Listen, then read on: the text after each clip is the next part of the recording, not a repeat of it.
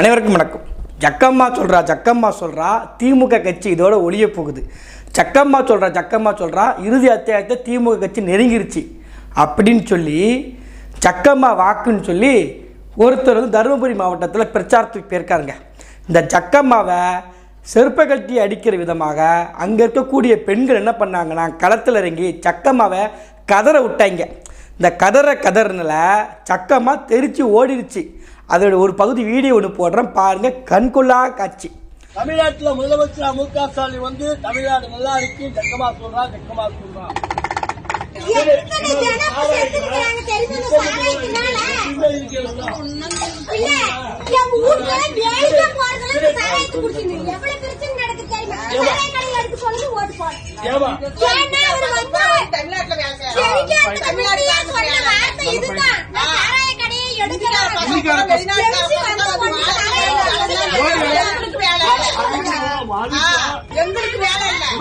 அதுக்கு பிரதமர் சொல்லிட்டாரு.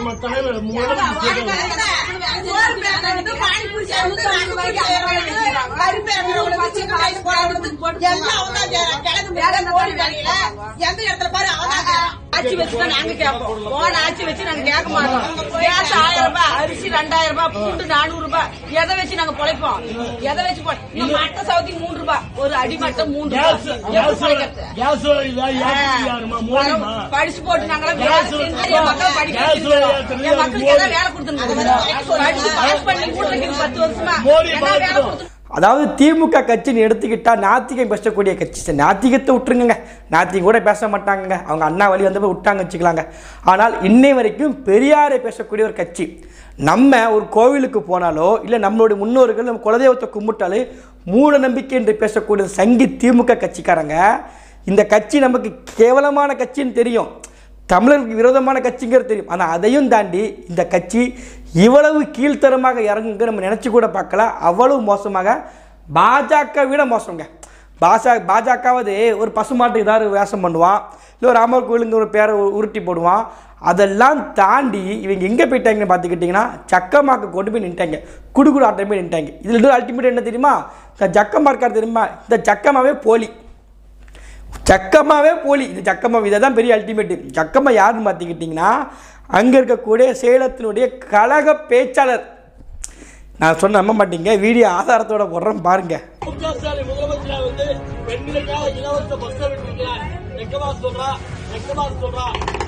தர்மபுரி மாவட்டம் பாப்பிரெட்டிப்பட்டி பேரூராட்சியில் திமுக சார்பில் தலைமை கழக பேச்சாளர் சேலம் கோவிந்தன் குடுகுடுப்புக்காரன் வேஷம் போட்டுக்கொண்டு வீதிகளில் பிரச்சாரம் மேற்கொண்டார். அதாவது இவர் வந்து ஒரு கழக பேச்சாளர் தான். சட்டையை கழட்டிக்கிட்டு வழக்கம் போல மக்களை ஏமாத்துறதுக்கு என்னெல்லாம் செய்ய முடியுமோ, மக்களை ஏமாத்துறதுக்கு என்னெல்லாம் உருட்ட முடியுமோ அந்த மாதிரி உருட்டுறதுக்கு ஜக்கம்மா வேஷத்தில் கழக பேச்சாளர் கோவிந்தன் போயிருக்காரு. ஆனால் கோவிந்தனுக்கு கோவிந்தா அப்படின்னு சொல்லி மக்கள் என்ன பண்ணியிருக்காங்க, சாராய கடை இழுத்து மூடுங்க அப்படிங்காங்க. மக்களுடைய அடிப்படை கேள்வி, அடிப்படை தேவை இதுதான். இப்போ எங்களுடைய ஆசை தான் என்னென்னா, தமிழ்நாட்டில் வந்து சொர்க்க பூமியாக இருக்குது, நீங்கள் தான் சொல்கிறீங்க. தமிழ்நாடு மாதிரி ஒரு மாநிலம் எங்கேயுமே கிடையாது, நீங்கள் தான் சொல்கிறீங்க. ஆனால் இதே தமிழ்நாடை பற்றி தான் அம்மையார் கனிமொழி சொன்னாங்க, இந்தியாவிலேயே அதிகம் இளம் விதவை பெண்கள் இருக்கக்கூடிய ஒரு மாநிலம் தமிழ்நாடு. தளபதி ஸ்டாலின் ஆட்சிக்கு வந்தார்னால் முதல் கையெழுத்து சாராய கடைக்கு எதிராக அப்படின்னு சொன்னாங்க. அப்போ சொன்னவங்க 2016 தான் நாங்கள் சொன்னோம். அப்போ ஜெயலலிதா சொன்னாங்க, அப்புறம் மதிமுக கட்சி சொன்னிச்சு, அப்புறம் அந்த என்னது இந்த ஒரு கூட்டணி அமைச்சாங்கல்ல மக்கள் நல கூட்டணி, அந்த கூட்டணி சொன்னிச்சு. அதனால் நாங்களும் தேர்தல் பிரச்சாரம் சொல்லுவோம்னு சொன்னோம். நாங்கள் வரலை. 2021 ஜெயலலிதான்னு சொல்லலை, மக்கள் கூட்டணின்னு சொல்லலை. அப்படி ஒரு கூட்டணி நாங்கள் அழிச்சு போட்டோம். அதனால் நாங்கள் என்ன பண்ணிட்டோன்னா ஒயின் ஷாப்பை இழுத்து மூடுறதை பற்றி வாயவே திறக்கன்னு சொல்லிக்கிட்டு அப்படி ரிவர்ஸ் அடிச்சுட்டு போனாங்க.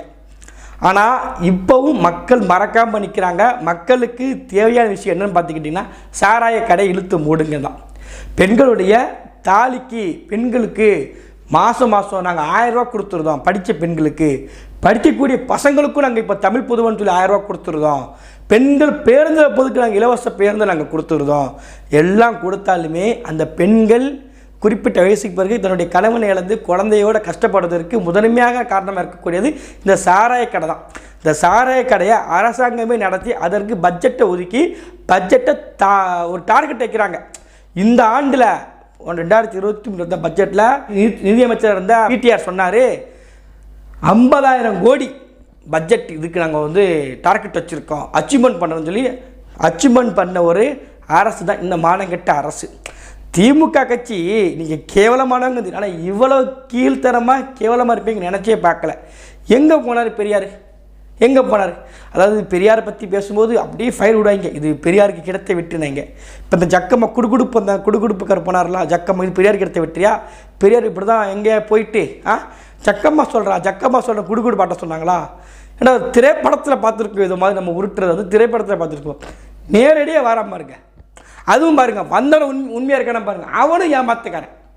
வந்தவனாச்சும் ஜக்கம்மாக்காரே ஒருத்தன் வந்துட்டான் அப்படி சொன்னால் கூட பரவாயில்ல, வந்தவனும் ஏமாத்து பேர் வழி தான், வந்தவன் முழுக்க பிராடுக்கார பையங்க தான்.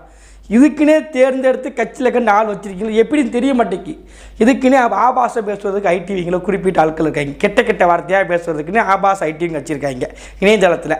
அப்போ இந்த பக்கத்தில் பார்த்தா களத்தில் பெண்களை போட்டு அடிக்கிறது, மிதிக்கிறது, எட்டி உதைக்கிறது, சேலை பிடிச்சி இழுக்கிறது, அசிங்கசியமாக பேசுறது, அதுக்குன்னு இணையதளத்தை களத்தில் வச்சுருக்காங்க நேரடி களத்தில். அதுவும் போக ஆள் மாறாட்டம் பண்ணுறதுக்கு இந்த மாதிரி கூட்டம் வச்சுருக்காங்க போல இருக்குது. கட்சியில் எவனாவது உண்மையாக உருப்படியாக இருக்கானா பாருங்களேன், எவனாவது ஒருத்தான் சொல்லுங்களேன் எங்கேயாவது இடத்துல. இன்றைக்கி மட்டும் பெரிய போட்டு நடந்துக்கிட்டு இருக்கு. விவசாயிகள் மேலும் விவசாயிகள் 19 பேர் முதலமைச்சரை பார்த்து சந்தித்து மனு கொடுக்கறது போயிருக்காங்க. 19 பேர். இது வந்து யார் தீவிரவாதி? பாசிச அரசு தீவிரவாதியா, பாஜக அரசு தீவிரவாதியா, இல்லை விவசாயிகள் தீவிரவாதி அப்படின்னு சொல்லி ரொம்ப நாளைக்கு இல்லை, போன வாரத்தில் முதலமைச்சர் ஸ்டாலின் கேட்டார். விவசாயிகள் சந்திக்க மறுக்கக்கூடிய மோடியை பற்றி கேள்வி கேட்டார். ஆனால் இன்றைக்கி அதே மேலும் விவசாயிகள் ஸ்டாலினை சந்திக்கிறதுக்கு நேரில் போகிறாங்க, சந்திக்க மறுக்கிறார், கைது பண்ணுறாங்க. அங்கே உள்ள பெண்கள் மனு கொடுக்க போயிருக்காங்க, பெண்களை கைது பண்ணுறாங்க. மேல்மா கிராமத்துல இருந்து வந்திருக்கோம். நாங்க வந்து 200 நாளா போராடிட்டு இருக்கோம். எங்க நிலத்தை சிம்லாருக்கு தர மாட்டோம்னு சொல்லி தேவாவேல் அவர்கள் வந்து சட்டமன்றத்துல ஃப்ரீயா பேசி எங்களுக்கு வந்து குண்டாஸ்ல போட்ட விவசாயிகளுக்கு நிலமே இல்ல அப்படின்னு போய் பேசுறாரு.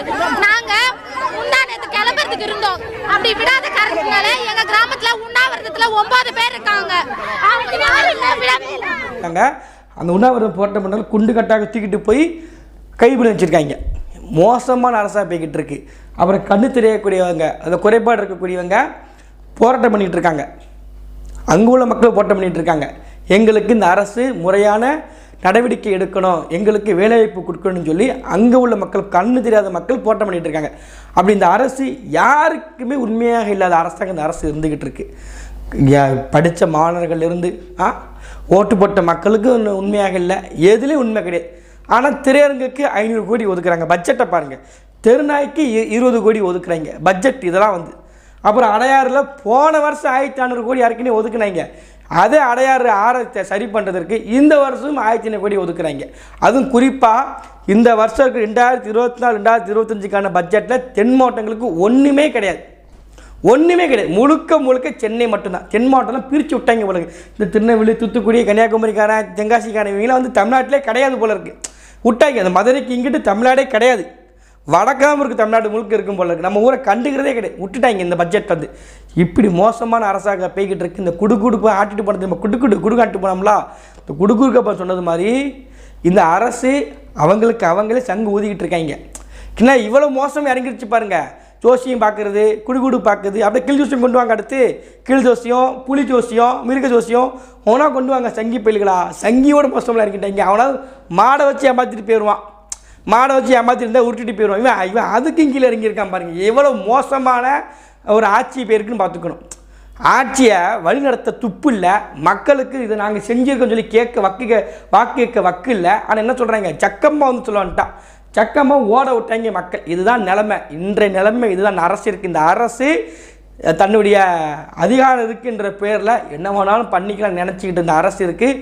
மக்கள் விழிப்புணர்வு அடைய ஆரம்பிச்சிட்டாங்க. விழிப்புணர்வு தொடர்ச்சியாக படுத்துவோம். இந்த சங்கி திமுக இல்லாத தமிழ்நாடை உருவாக்குவோம். சக்கமாக ஓட விரட்டுவோம். நன்றி, வணக்கம்.